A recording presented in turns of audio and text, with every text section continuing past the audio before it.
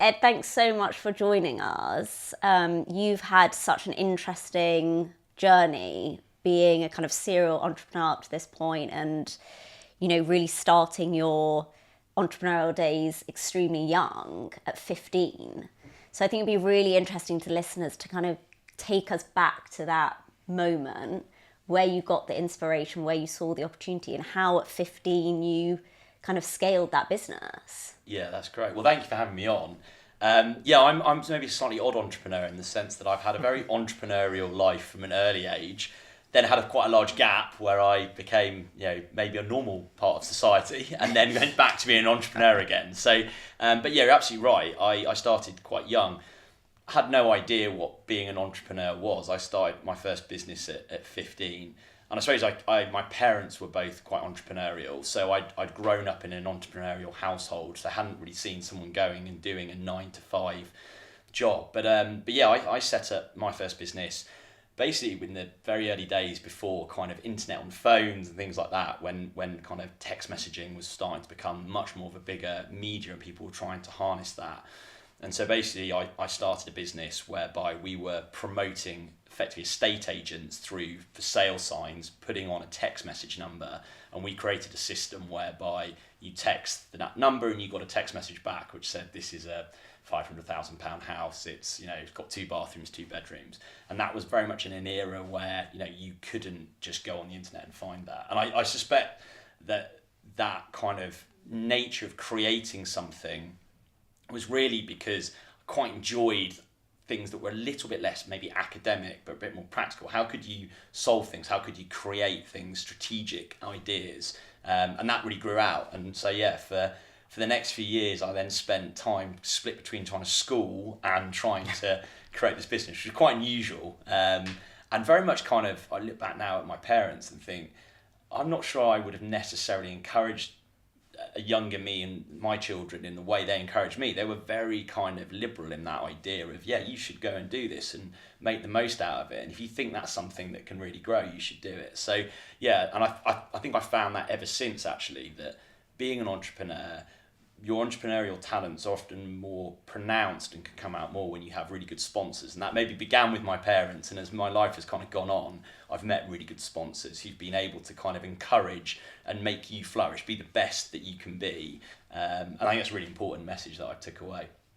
And when you were 15 and you started this business, and we obviously spoke before, but talk to us about how you recruited some of your fellow friends at school. Yeah. No, I was very much kind of wanted to bring everyone in on this big idea. So yeah, I was at boarding school as well. So and this is back in the day before emails had really kind of kicked on even. So we used to get fax messages from effectively estate agents with their list of properties. They'd be sent into school into my matron's. Matron had a fax machine, and we would be pulling off.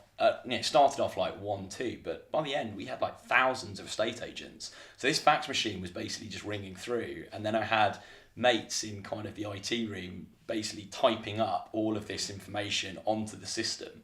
And the system was incredible because basically it was myself until I created it, and he was far more on the tech side.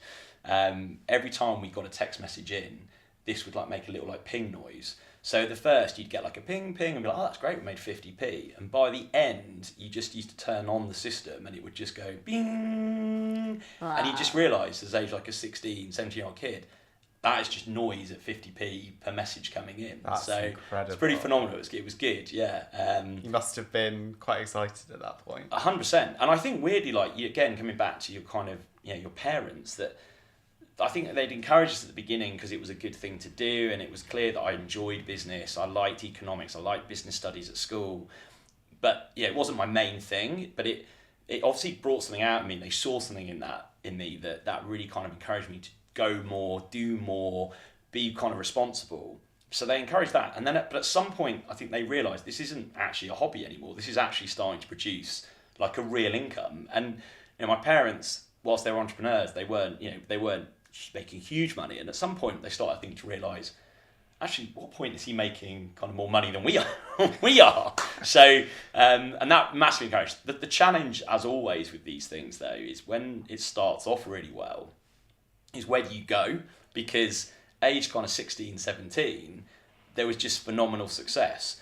And also a young entrepreneur, which is very different as you get older, you have no fear, right? 15, 16, 17, there's no fear at all. Like what's the worst that can happen? This thing doesn't work and I go back to going to school every day. Like it's a weird kind of, you are absolutely invincible. And that's why, I think often younger entrepreneurs are far more kind of, they hit success so much quicker because they don't see the risk in quite the same way. And you build from that, you build success on success. Incredible. So you were sort of at this point where the business was really expanding. Yeah. And then HBOS reached out? Well, as was at that time? So I was kind of doing all this kind of, on the side. I was starting to, miss the odd day at school to go and try and sell this business. And I was meant to be going off to read history at university. That was the main plan. And then eventually what we did was we struck upon Halifax estate agents, which at the time was the kind of largest main chain of estate agents, which was part of the wider HBOS group. And so we had a lot of conversations about, almost when we first met them, there was a little bit of like ruffling our hair to kind of go, well done boys, if you kind of, when you come back, when this takes off, we should have another conversation. And then it really did take off, and in a major way. So we actually then came back with the system once we'd hit something like 2,500 estate agents, and it was starting to become an actual major business. And at the time, HBOS were quite an early investor into Rightmove, which was the early days. And I think they realised actually this is a system that potentially gives smaller estate agents a bit of a leg up to something that would be much bigger, where we would be able to take fees for them listing their properties on the internet. And so we then had conversations with them about effectively selling the system as a whole to them. And my business partner at the time, who was a bit older than me, he kind of then went off to continue being a serial entrepreneur. But as a result, I then actually joined the bank. So I came into the banking side of HBOS. And again, completely by accident. I knew nothing about banking. I thought banks, you turned up and you got your money out, and there was retail banking again. I'm a naive 18-year-old. And then I started to realise, no, a bank was doing these kind of really interesting, things. It was setting up businesses. It was lending to major corporates, and so they brought me in to effectively into what was then the corporate banking business, and almost did that on the basis that I was a graduate, even though I wasn't. So they bought the element of the business and then gave me the beginning of a career. And I look back now, that really was the thing that then kind of then boosted that next level, because I had an entrepreneurial spirit but no real knowledge of what I was doing. You then go into an investment banking world for the next kind of 3 years, and you start to really see, oh, actually this is how things tick, this is what happens, oh, that's how that works. And it was a phenomenal time in my life. Must have been really interesting going from having that feet to foot kind of entrepreneurial experience, learning as you go, to much more like structured corporate. Yes and no, because I guess in a way, like I hadn't been an entrepreneur in the truest sense, right? I'd been a part-time entrepreneur. I'd been in school, so I'd kind of gone from being in a North Yorkshire grammar school, where I must have been a nightmare looking back, because by day I'm partly kind of at school, I'm partly making quite a lot of money. And so certain teachers loved that about me. So like our business studies teacher loved that this was, you're making something happen. Others would have just thought I was an absolute upstart. And that's probably happened through my rest of my career. But by the time I got to the bank, this kind of really rigid formal thing was like, well, this is much better than school, right? I was kind of at school and being entrepreneurial. Now I'm just in quite an entrepreneurial corporate. I never had that kind of juxtaposition. And that, I think, is quite healthy, because, again, most entrepreneurs, I think, can never go back into the corporate setting. But because I'd never been in a corporate setting, I'd been a schoolboy, like, you missed all of that. So it's a very weird kind of juxtaposition between those things. But it certainly wasn't a challenge to fit into something new, because I didn't know what the corporate world was. And you went straight, obviously a sort of particular circumstance, but you went straight from school into a very high functioning work environment. And then latterly, we'll talk about obviously your university experience at a later date, but what was your perspective on that, and how do you think that sort of translates to today, and when you're sort of advising people of what they're doing in their career, Yeah.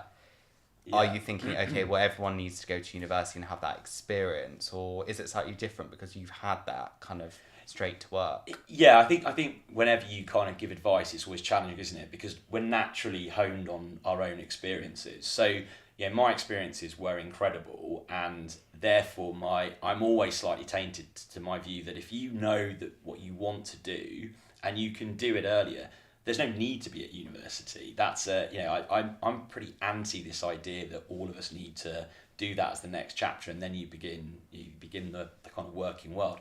I was ready to work when I was 16. I didn't like school. I didn't enjoy it. I was actually quite good at school, but it wasn't the thing that really drove me. And I think university, for me, I'd have felt really claustrophobic and captured, and I have to do things a certain way. And I know that thinking expands at university, but it doesn't expand in the way that you do at work, right? It just hugely changes your outlook. So I'm always quite keen that, school leaver programs, apprentice programs, because you get a foot up so much quicker if you can get into the right place with the right sponsors and the right kind of leaders and bosses. That gets you so much further. There are others who will naturally see university as the step they want to do, and I've got no issues with that. But this idea that everyone has to go to university to make that next step, I think, is a really odd phenomena that we've created in this country. So I'm a big advocate of going when you believe as an individual you want to go. Because you can always come back, right? You can always go back to university. You can always, as I did, you can always find an education, but you need to be doing education when it feels right for you. And I think we miss that a little bit.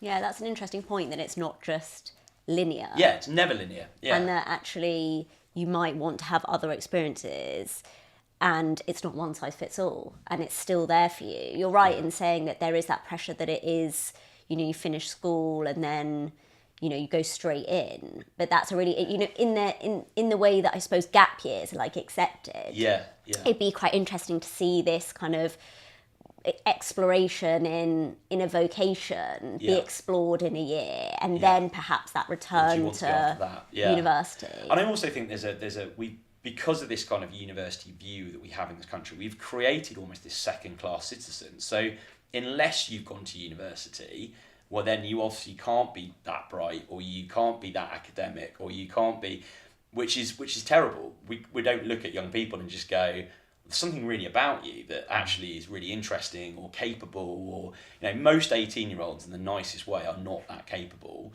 And because they've gone to university or because they've gone into work shouldn't be the reason we then judge. So I think that's a terrible start if we kind of go, we didn't go to university, so as a result, I'm sorry, we can't bring you into a workplace, which, by the way, is nothing like university. So it's always a bit of an odd stepping stone, that. And I think we've gone far too far the way that everyone needs that next stage of education before they can then get into being just good at work. And if you look, quite frankly, at, I think, some of the most impressive people I've ever met, most of them haven't gone to university. In fact, the most impressive ones left school at 16 and kind of started really early, and found their way much more quickly through things. So I think that's one of the big challenges we have now, is how do we create more school leaver programs? How do we create more apprenticeships generally? Yeah. And I think also, in our research and speaking to you, what was really quite fascinating is you then saying that after that work experience for a period of a few years and working on some sort of multi-billion deals and building that book up to 10 billion of value, which obviously at now is very big. Then that was something quite remarkable. But then you reaching out to a bunch of universities saying, I actually want to go to university, but not for the 3-year period. Yeah, completely. So I probably realised I needed to go back and get a degree, and this comes back to the same problem that GFC hit, HBOS, as we all know, went pop, and I realised that I needed to kind of move to the next step in my career, and I went back to the problem, which is, but I didn't have a BA or a BSc, so I needed to go back. It wasn't necessarily I really wanted to go back, but I had to, and if I was going to do that, then I certainly wasn't going to spend 3 years kind of doing it all again. And so, but I also couldn't do a master's because, again, you get into that tick box exercise of, well, have you got a BA? Well, no, but I've worked in an investment bank for 4 years. Okay, but still haven't got a BA. So, and I was incredibly lucky. And again, I think as being young, you don't see that this is odd. As you say, I spent a lot of time writing to a lot of universities saying, could I just join your third year of your course? And Newcastle Business School was the only one that pretty much wrote back and went, well, we'll have a look at that. And I'm incredibly grateful to again, 2 people in my life there, Jackie Harvey, who was one of the people who kind of wrote back and said, look, I'm quite interested to have a chat with you about this. So did, and yeah, exactly that. They took me on to the final year of a course and let me do that year, which got me my BSc. So that's you sometimes get breaks in life, and that was a big one for me. And then when I eventually then kind of did that, I was then able to go back into work, sped it all up again, which was, when you're young, you want to feel like you're constantly moving, right? Yeah. You want to feel like you're moving forward all the time, which can be one of the challenges, I think, of anyone's career, is that if last year wasn't, if this year isn't as good as last year, we've got a problem, and that's how you naturally think. And sometimes that just isn't life. Sometimes you have to go back a little bit to go forward. But yeah, I was very lucky with that. And as I say, I needed that education, but I think that's part of the system. Later on in life, I did an MBA. And when I did my MBA, I was really ready for university. I really wanted to go back. I really wanted to learn. I was ready for that academic experience. And I probably look forward actually again at some point in the future.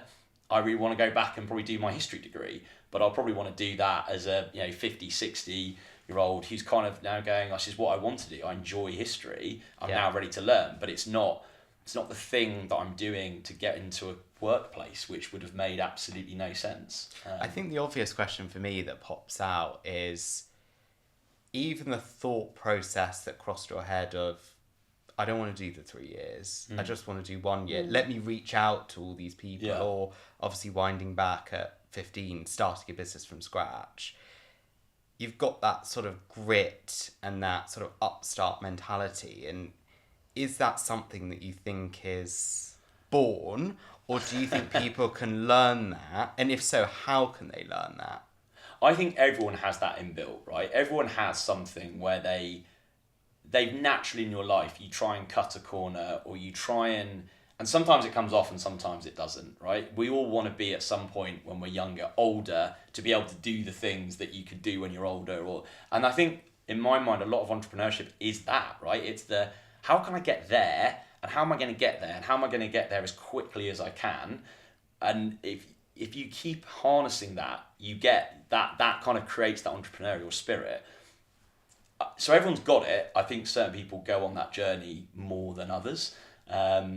And I've never been very good at accepting status quo, which I think is a huge part of it. I've always kind of rebelled a little bit, and like within parameters. Like I'm not going crazy, but I don't love kind of power and control, and I naturally, as soon as I see it, I kind of think, well, I kind of almost want to rally against that, and so that partly drives entrepreneurship as well, I think, because you kind of go, well, that's what everyone else is doing.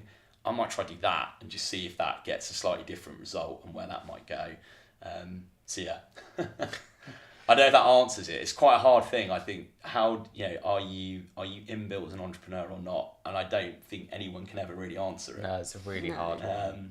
But it is interesting, that point about how do you then harness that, want to challenge the status quo when kind of skipping later on into your career, you went into, more of that kind of structured corporate environment and how you keep that going. Are there some examples of completely. And I think, again, that depends on a good organisation, right? So there are certain organisations that I would not have been able to work in because it would have been too rigid, too structured. The beauty where I went kind of into the bank, first of all, which was certainly not rigid and structured. It was very much, bright young things, trying to do bright, clever ideas to create value. And that can go wrong, right? As we all saw through the GFC, it can go very badly wrong. But while it's going well, everyone's kind of lauding it. And then there's a natural bit there that I think, you should never take away. And then I went to Grainger after the bank, and Grainger for the decade or so that I was there was always a pretty entrepreneurial business, right? For a FTSE 250, it really did think outside the box. And I was very lucky again that I found really good sponsors there at the beginning. The chief exec and the CEO at Grainger, when I first joined, I came from quite an interesting background. There wasn't really a role for me. I just kind of landed, and then I did lots of interesting things. I went to Germany. I set up retirement businesses. We worked through change processes and programs, and that, again, fed an entrepreneurial spirit. Not every day was the same for me. And so you can find that in a corporate, and I think certain corporates are able to do that. And I think certain corporates are able to see the people they have and think, I need to keep changing things up for you. And as a business today, I see that in certain members of our team. Some don't want that. Some hate change, and actually they want consistency of role. Others, I can see in them, you need another challenge. You need to change something this year to get to the next step. And it might be doing the same things, but just in a different environment. Is it in a different country? Is it in a different setup? Is it in a different team? That's how you grow. It's really interesting because I think a lot of people listening to this podcast will not necessarily be founders, but they'll be sort of hungry individuals within organizations where they want to make an impact. Yeah. And so this kind of concept of being an entrepreneur, but within an organization that, you're contributing towards is quite fascinating. And I suppose the question that a lot of people want to know about is, how can I kind of best be that change maker, and best communicate that within an organization that I don't necessarily own, but I can pioneer this strategy internally. So and we talked about earlier, the intrapreneur, which I like that as a thing, and I look, my first thing on that is you have to be dedicated to the idea of it, right? So it's no good being the kind of the baldric, as I always call it, who comes up every day to your boss and goes, I've got a new idea, I've got a really cunning idea, we should do this, right? You need to kind of go away, work, why is this thing not working? What could I do to change it? And I'm yet to find a leadership team. Well, no, I have seen leadership teams that don't like that, but majority of leadership teams, I think when someone does come back with thought through ideas and do it in the right way and sits with your boss and goes, look, I think if we did this could really change something. I think most leadership teams love that, right? That shows dedication. You've done it. You've gone away in your own time, thought through a problem, how you would solve it, how could we go about it, and here's the plan. Why would you not like that, right? I mean, I've in my own team, when people kind of come up with good ideas, that's a positive, right? You should never be discouraging with that. I mean, we love that as well. We love I when think people as well, challenge. Got to have it. What's interesting with that as well is that when you're in something and you're so close to it, you don't have the privilege of being able to kind of step out of it and look at it. So it's actually interesting because we have this when we have new people joining our business. It's like asking them, how do you see this? And, this is how we do things. What's your take on it from almost like an outsider perspective? Because that gives us this kind of window, which we wouldn't otherwise have because we're so close to it. Completely. And like all things in life, strategy generally comes out of seeing trends. And in the nicest way, you can't always see every trend. We'd all love to be able to do that, but you need other people in your organisation who can see that. And then you need to kind of harness that and you need to sponsor it. But often, it's someone else that goes, I kind of just, every time I go to a meeting, everyone's talking about this. Do you think we should be looking at this? And maybe there's a reason why we shouldn't, because it doesn't fit whatever our organisation does, and there's reasons why it doesn't work.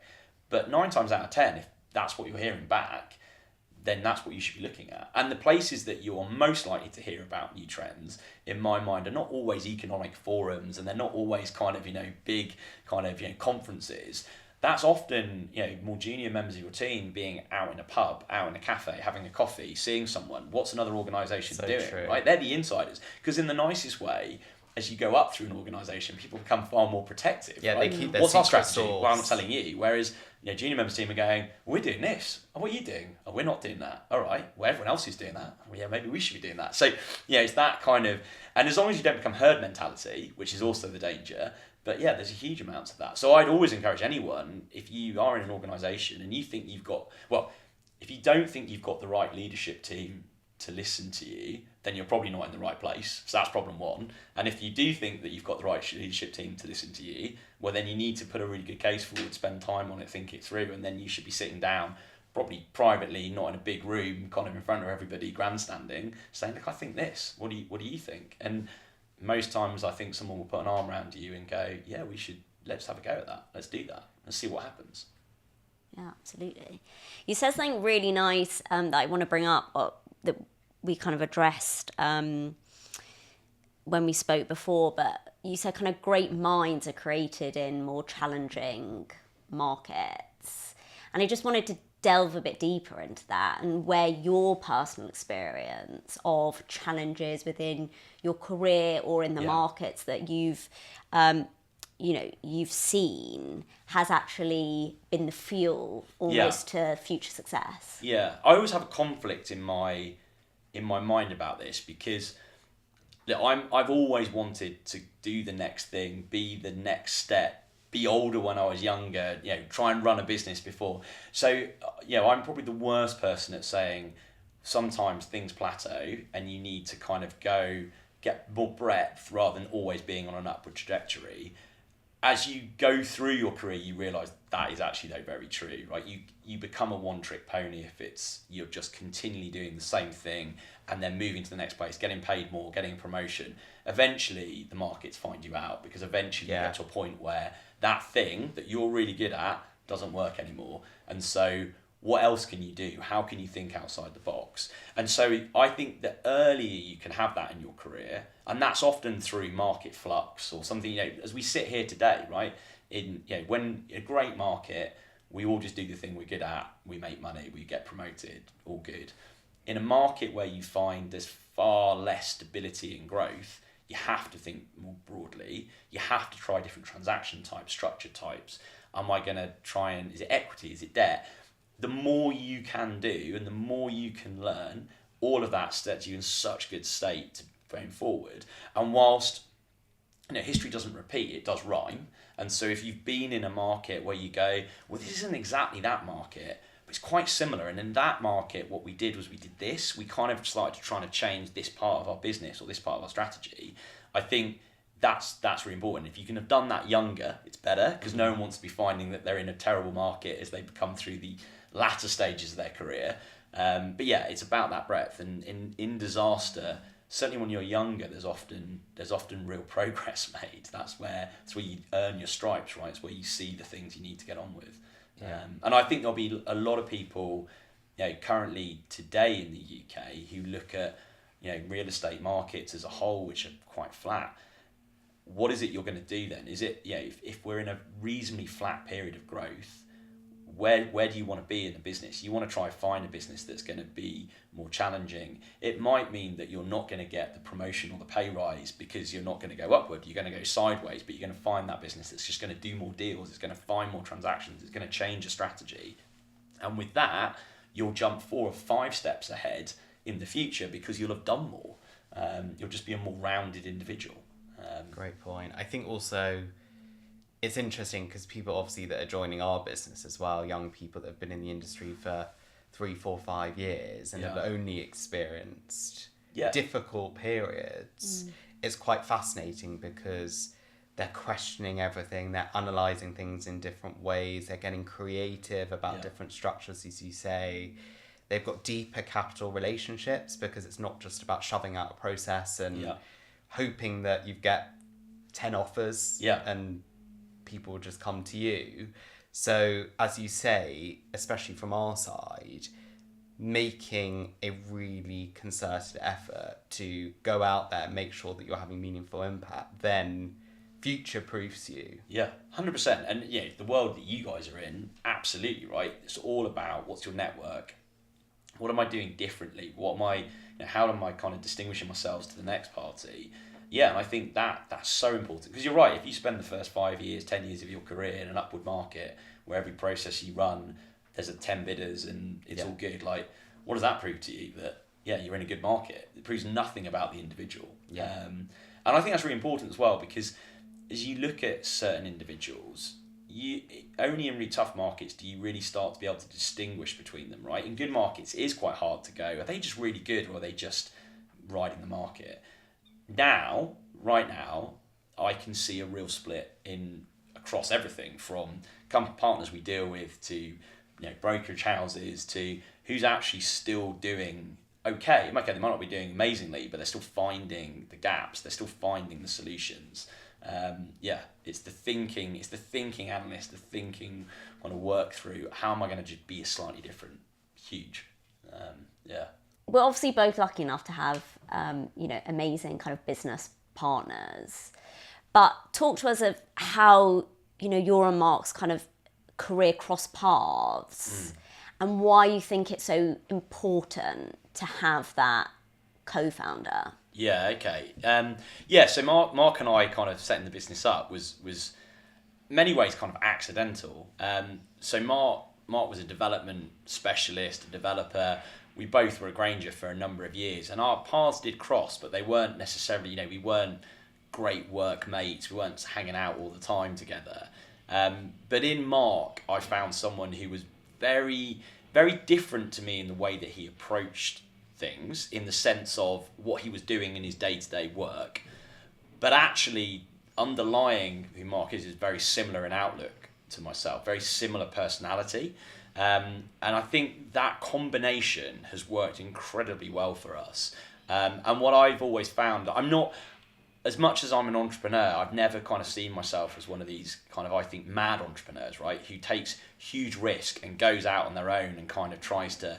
My view of good entrepreneurship is finding good people around you, bringing them all in, ideally who are better than you at many things, and then together you go on a journey, right? And being an entrepreneur can be really lonely, I think. So actually having those people that you genuinely trust and can rely on is absolutely vital. And in Mark, I found that. And that's not just Mark, that widens up to Palmer, who was the original kind of institutional investor, and Ray, he kind of came into that. And then more latterly in our team more widely, right? So we've brought people like John and other senior leaders into the team, and they've also found their way into that. But yeah, the outset, having a partner in there is I think, really, really important. Because when you're having a bad day, and everyone does have a bad day, right? And it doesn't necessarily mean your business partner is. So you're offsetting that, right? And like all things in life, when you hit a low, having a good partner, you need someone there with you. And when you hit a high, it's far more fun when you hit high together, because there's someone else to share in the success. And you need that. But what you also need is someone that is able to kind of put everything into perspective of, well, okay, the perception here is this is all really terrible. I'm not sure it is terrible. I think we're okay. Equally, when things are going really well, you need someone to kind of whisper in your ear that, remember you're only a man. Like, this is kind of that thing of hubris. Like, you need someone to kind of occasionally go, yeah, I know we're doing really well, but that isn't necessarily just because we're phenomenal, right? I think it's because we've had a bit of luck, and it's that managing both extremes is important, and that's much more easily done with another individual, because in your head as an individual you can spring around a little bit. Yeah, and I think also you mentioning about Ray and that sort of original Palmer Capital backing is quite thought-provoking at the moment, because we go out and obviously speak to a bunch of different people in the market, a lot of developers out there and different funds looking to raise capital from different groups of people and sovereigns and private equity funds, etc.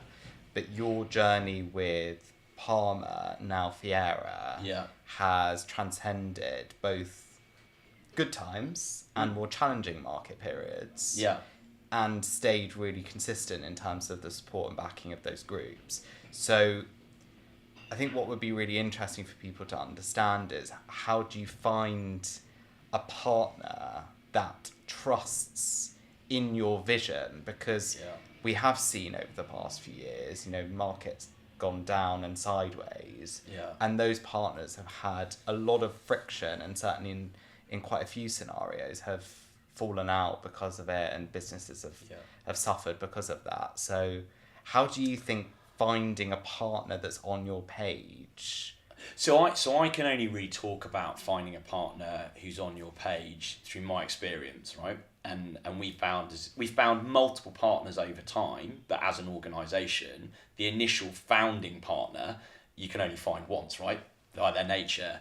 And we were lucky in that we found a founding partner who, first of all, at the very beginning, which kind of makes it easier because there's no success or otherwise, right?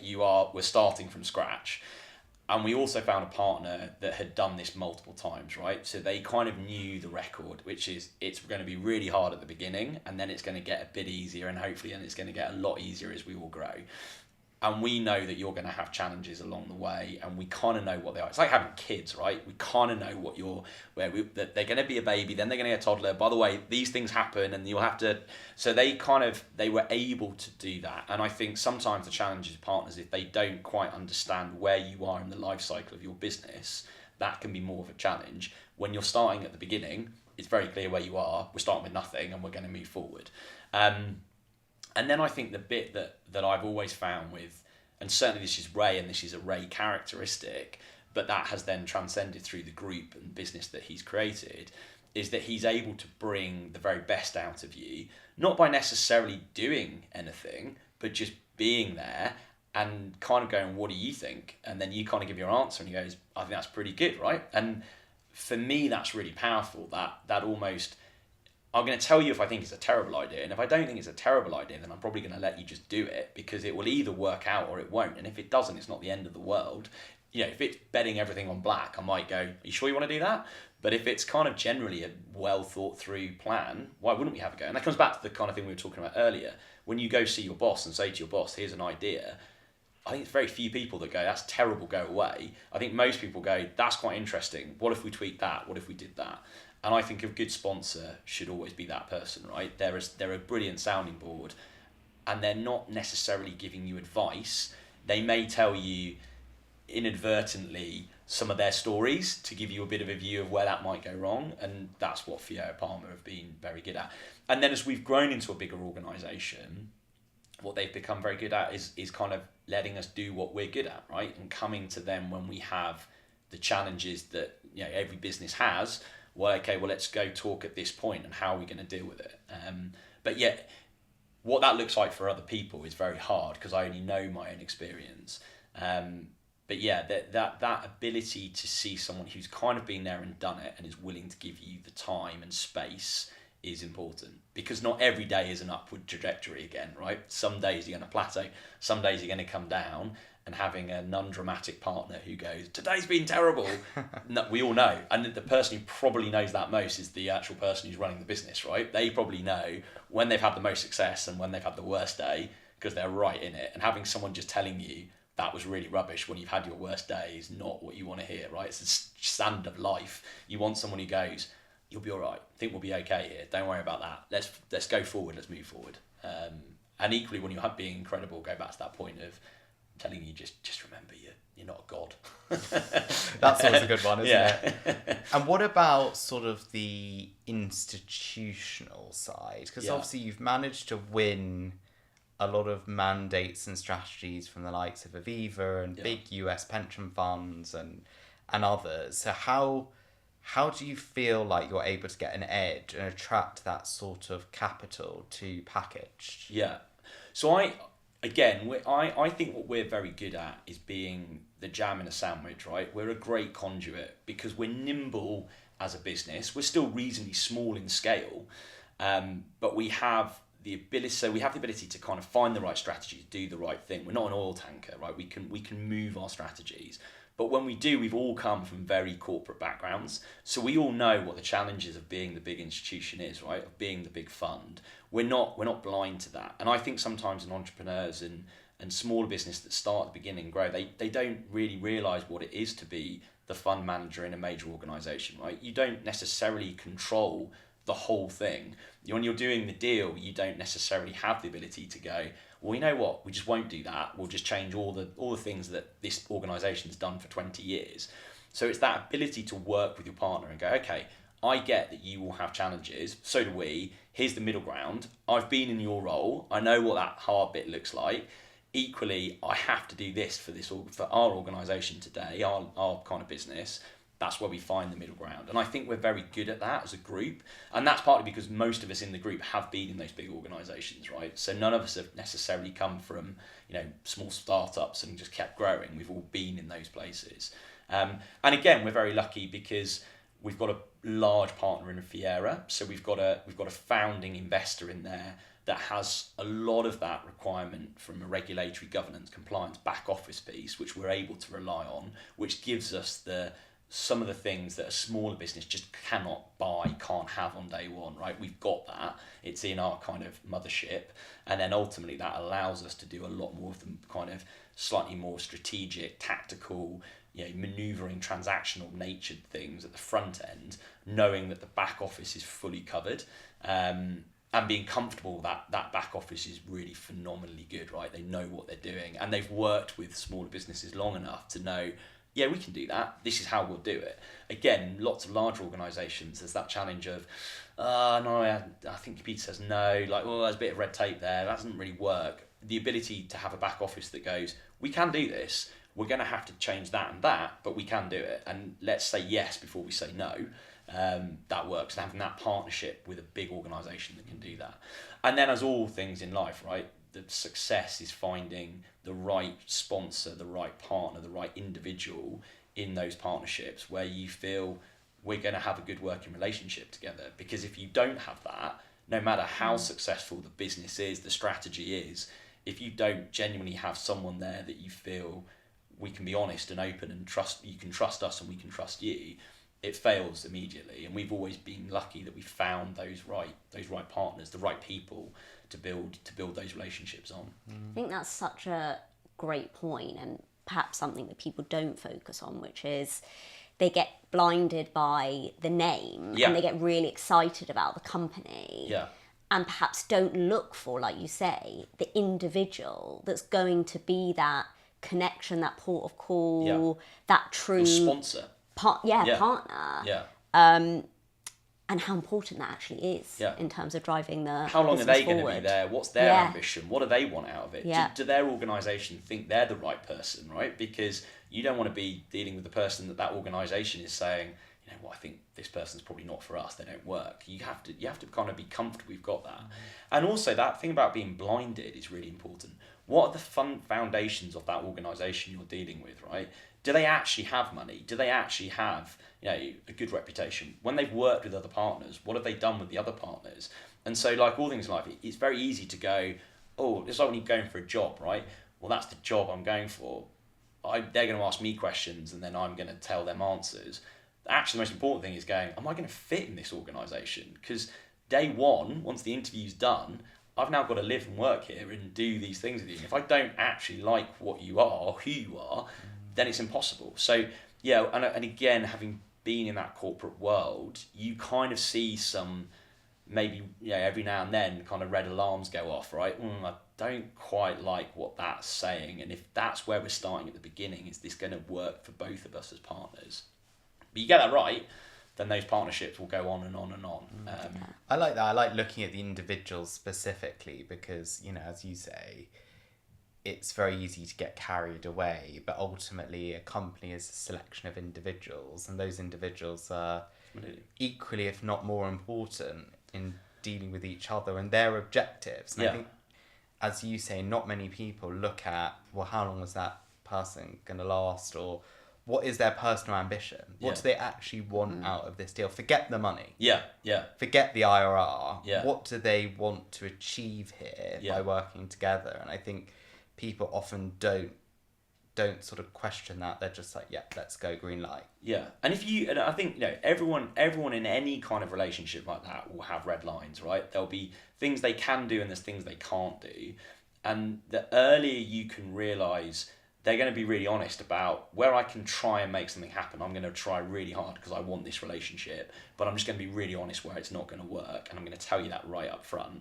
That's all anyone ever wants, right? And the sooner you can get to establishing those kind of, I suppose, rules, the rules of the game, great. Okay, well then we can start to move forward.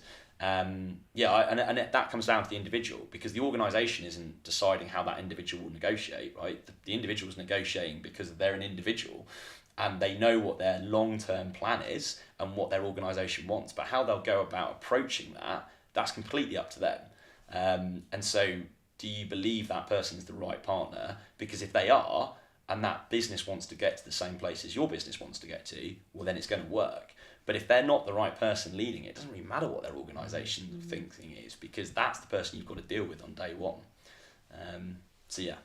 I think as well, interesting that you brought up that dynamic as well in terms of being interviewed for a role.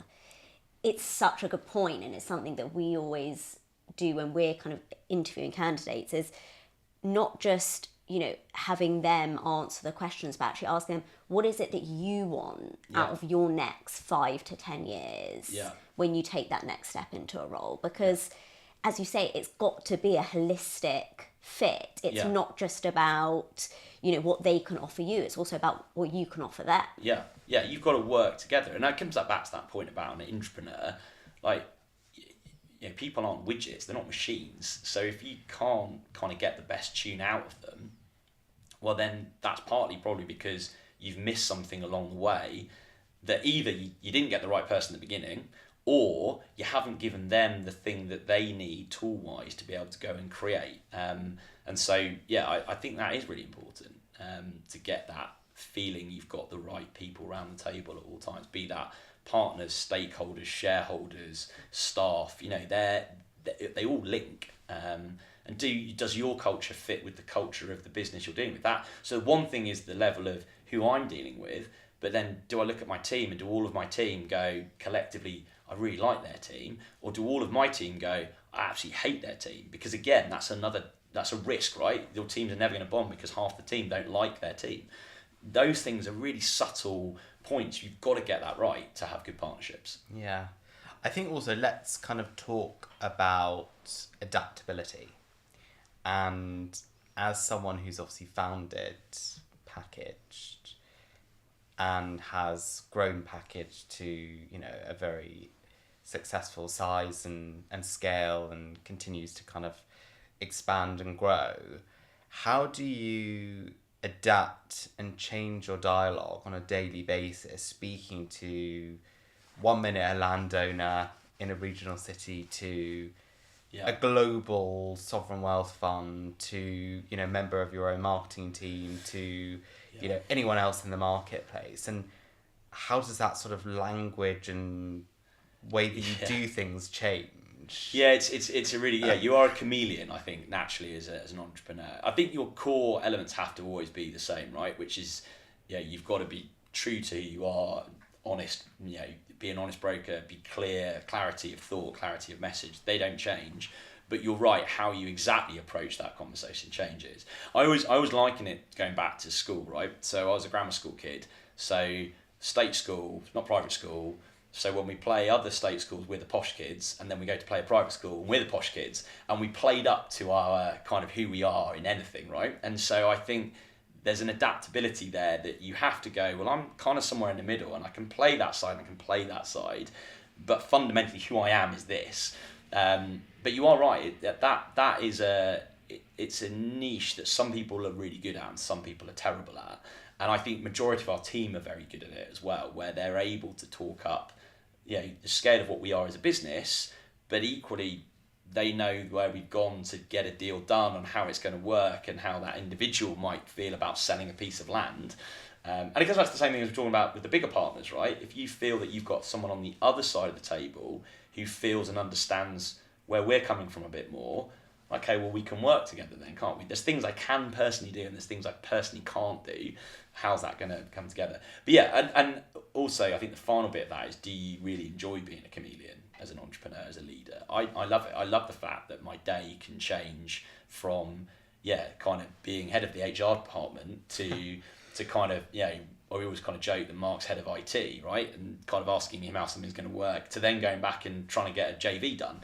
That role manoeuvring is what keeps me interested in going. And I think if I didn't have that and it was just doing the same repeat process day in, day out, I'd lose the will to live pretty quickly. So so that, I think you should encourage and embellish that if you're that kind of individual, and that's the way it works. How we do it, I don't know, but we do it. That's the main question, Ed. How do you get there? Yeah. I'd love to be able to tell you the exact answer to that. If you bottle it, it would be relevant. Yeah, it would be quite valuable, wouldn't it? Yeah, indeed. And then in terms of, identifying opportunities today, obviously coming back to that idea of, being creative in quite challenging markets. Yeah. Where do you think the true opportunities lie now, and what do you think people are missing? So before I answer that, I think there's two things that are important before you then decide what it is, right? So one thing, I've always loved strategy, right? As a kid, I used to spend more time setting up a game than actually playing the game. The playing the game was the boring bit. Setting up the game was the fun bit, right? The strategy, what we're going to do, how we're going to plan for something. And I think that's mega important, certainly in these environments. Like, plan for as long as you need to plan, but because when you go, you've got to go, and like you can't change once you're all going in. You can't change that tomorrow. This has to remain the plan for a bit of time. That doesn't mean you can't be nimble, but you can't just every day have a new strategy. And I think our long-term plan, I've never been a great believer of therefore put it down into a 90,000 word document, but fundamentally if you can't write your strategy in 3 pages, then it's not a strategy. So where do you want to go? How long do you think it's going to take? And what are the stepping stones that you need to have to get there, right? And I think package, when we first set it up, was we need to try and get as much experience and track record as a business as we can.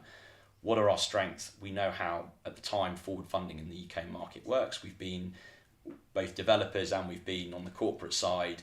So we're going to do that to build the track record. Do that first. Why are we doing that? Because the long-term goal is to become more vertically integrated across all of those elements, to be able to operate, to be able to invest, to become more of the investment manager. You can't do that on day one. So we're going to do the thing we're good at, we can do quickly and we do today, because tomorrow that will enable us to do the next part of that journey. And we've now been going for 8 years. And so we've gone from being a developer initially with very little around that development into actually more of an investment asset manager, where we've then started to be trusted with other people's money to then go and fund other developers who look a bit like us, whilst also continuing to be the developer. And we can do that because we've been the developer, so we understand the challenges of the developer.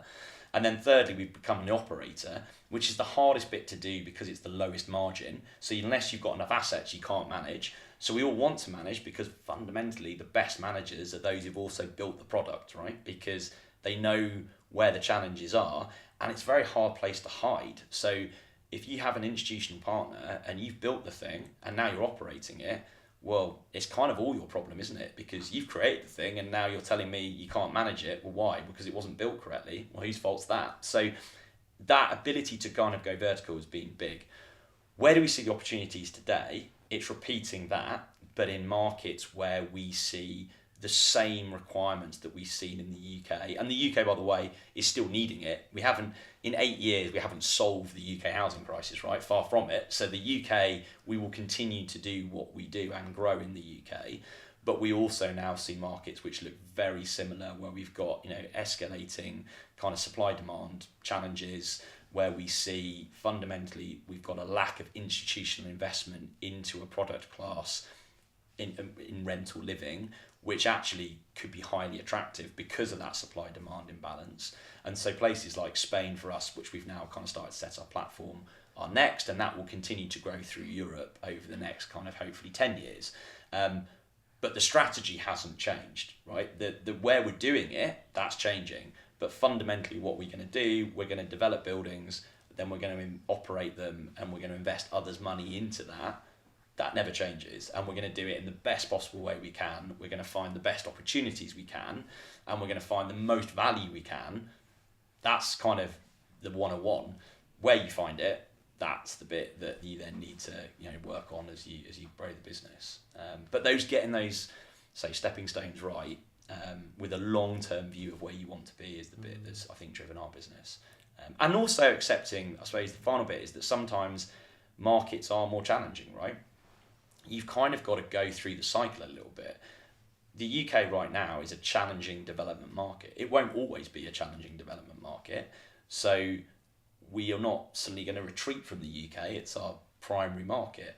But how are we going to make sure that we can find the angle that creates that opportunity whilst also looking at where other markets are starting to pick out? And so that's pretty key. You've got to be long term in real estate. There is no short term gain in real estate. It doesn't work that way. There's other markets where you can be that. Real estate is definitely not that. Yeah.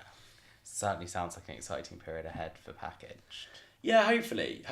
I think, we are a business that will continue to expand, will continue to grow. Our mantra as a group has always been that we kind of bring our people through. So we've never brought someone in more senior than an individual in our organisation that we think we can get to the right role in time. And I think as a result, you grow really good people. And then it's about giving them as much breadth as you can. And I think we're starting to grow that team, and that enables us to then go and hit new markets with their expertise and their experience, knowing the culture of our business. It's certainly interesting times, and I think there's a lot to be done still. And I'd like to be at the forefront of doing more of it. So one question that we will always ask guests on our podcast is, if you could reinvent one thing about the real estate industry, wow, what would it be? Oh, good question. Yeah. We should be more prepared for this. I think my biggest thing about real estate is the political nature of what it is. I think there is so much politics, true politics in real estate that you don't see in other sectors in quite the same way. And by politics, I mean interference from politics. And that, I think, is the one driving challenge, that what that should mean is that we're all aligned and we're moving forward in the right way. What it actually means is that you're divided down party lines and it becomes political football. And I think real estate is one of the hottest political footballs. So if you could reinvent a way of taking that in outside of it being, having cross-party consensus on what we need to do, that is the biggest win that real estate could find. It would drive us all on incredibly. Unfortunately, I don't think that's ever going to happen. But yeah, that's where I think I would start. That's amazing. Yeah, that is actually a really, really powerful thought for people, because it is constantly battered about and changed and adapted, and certainly is a big topic of conversation at the moment. But and if that's done for the right reasons, that's good, right? If that's for the progression of society as a whole, then we should all welcome that, right? So, we'd all be living in mud huts still if we hadn't progressed thinking, regulation, how do we do things? But when that's done for political point scoring, which fundamentally at the moment we see, then that's a very different thing. And I think that is where we fail as, it's happening across countries, but the UK in particular has got a real challenge with that. Ed, thank you so much for you. joining us today on the me. Reinventing Real Estate podcast. It's been honestly such a fascinating conversation, where I think certainly Jenna and I has learned a huge amount, not only about you, but also about the wider industry and the trajectory of Packaged. And it's certainly one that I think our listeners will really enjoy kind of coming in. Thank you for having me. Cheers.